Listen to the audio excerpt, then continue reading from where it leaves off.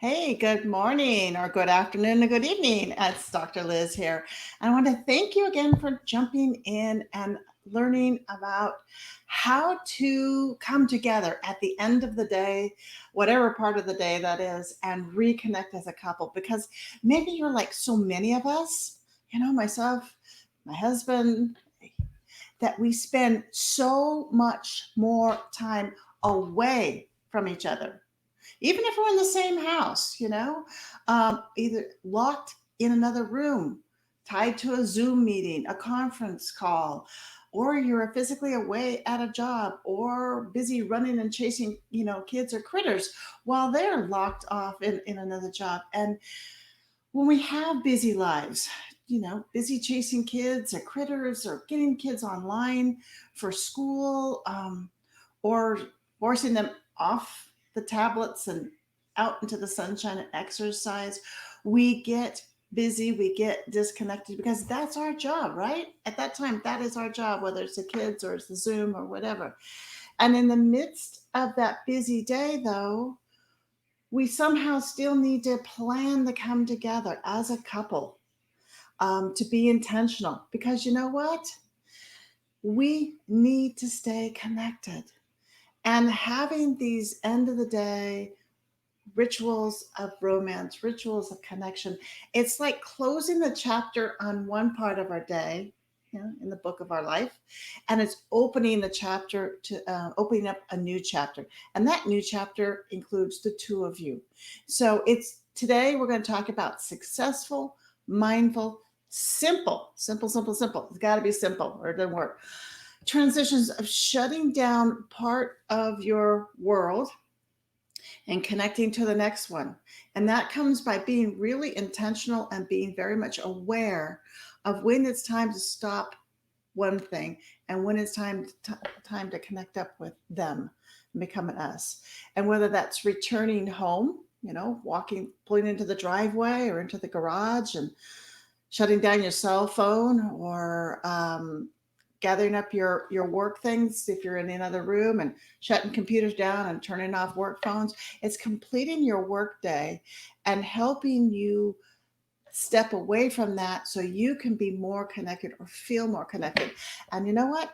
If you're feeling more connected, they're feeling more connected. It just works that way. All right. They know, when you're fully engaged and when you're not. And if this can really be as simple as a snap of the fingers, we just have to figure out what it is you need to do to make that shift to go back to being us. Okay? All right. So think a second. Think about yesterday. Think about last week. When you came through the door, whether it's opening the door of your home office or it's literally coming through the door, or when they came through the door, were you both lost in the hustle and the bustle and the rush of that chapter called work or the chapter called kids and school and all that kind of thing? Were you rushing through as a busy couple, as a busy life? And did you walk through the door maybe with your purse or your backpack and mail in one hand, and you're sorting through and you're definitely distracted? Is that bills? Is it junk? Oh my gosh. Is that my stimulus check? Yay! Okay. But you're sorting through that. You're obviously distracted and you're coming in not connected, not engaged, not being mindful. Or, did you walk in with the cell phone pressed to your ear, finishing up that last call or connecting to somebody, or, for those that can walk and text? Very talented group. I love it. But you're walking and texting. You're maybe glancing up and you're going on through the day. You're not connected. You're distracted. All right. And it shows up. It's going to show up in your relationship and the lack of connection. And maybe not right away, but it is a slow erosion. Sometimes I relate it to rust on metal. You don't just wake up one day and this piece of metal is, chair, tractor, whatever car is completely covered in rust. But it eats at it little by little, and suddenly, can this be repaired? And yes, it can. Let's get preventative. All right. So maybe you're not the one that's rushing through with a cell phone. Maybe you're the one that's scrambling around at that witching hour, called pre dinner prep, where you're tired, the kids are tired, you're trying to fix dinner, checking their homework, pulling stuff out of the backpacks, and trying to get everybody fed and organized so you can take them to one more important after school event or even activity. It happens. I get it. Right? Been there, done that. Here's the key. Your check-in ritual, this habit, this connection, does, as I said, it's simple. It doesn't have to be elaborate. It's absolutely free. So what's simple and free, right? Stop a second. Look at them in their eyes, okay? Even if you're like across the way and they're, look at each other. Get eye contact. Give them a smile. Even better, step into their world or step into, they step into your world. Give a hug. Hey, how you doing? Maybe it's a struggle. You can see, okay? You guys have that shared couple humor or compassion for each other in that moment, and it goes a long way. If it's a little calmer, you might actually be able to say, follow up, like, hey, how did that important meeting go? Right? What's happening? What happened today? You might even have a chance to have some kind of a little bit of a mini dialogue.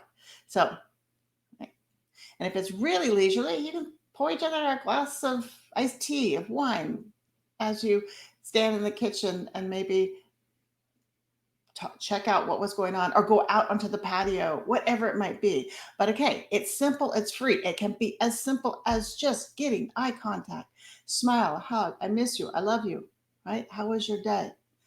Um, but we need to catch, maybe we're needing to multitask. It isn't as leisurely. Because I remember many days when it's like I could have used three of us instead of just two of us. Can we clone each other? And we need to catch up with each other, but we also need to multitask. And maybe that looks like we need to get dinner going fast so that we can get the kids fed because the day's been delayed or whatever like that. It's okay to multitask. In fact, you guys, I encourage you to multitask. I encourage you to efficiently learn how to work together in the kitchen, to team up, to do something as simple and as complex as a chore of getting dinner prepped, cooked on the table, cleaned up.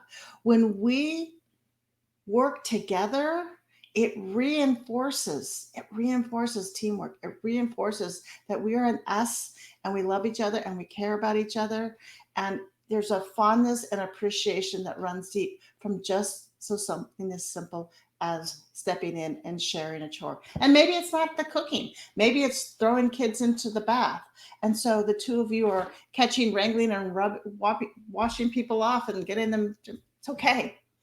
Multitasking, coming together as a team is huge, huge, huge. And I so encourage you to look at ways to intentionally connect at the end of the day. Take the time to actually see the whites of each other's eyes, to smile, to have a little bit of humor, and get through the rest of that day, through the rest of that chapter. Yeah. Looks different for every single couple. It may look differently multiple days during the week because life happens and you have different activities. It's okay. It's your relationship. It's your life and you get to design it. Take care. Drop your comments down below. Have some questions, some topics that you'd like me to talk about going forward. I'll be there. And stay tuned tomorrow because I've got some more fun ways of rituals of connections. Bye.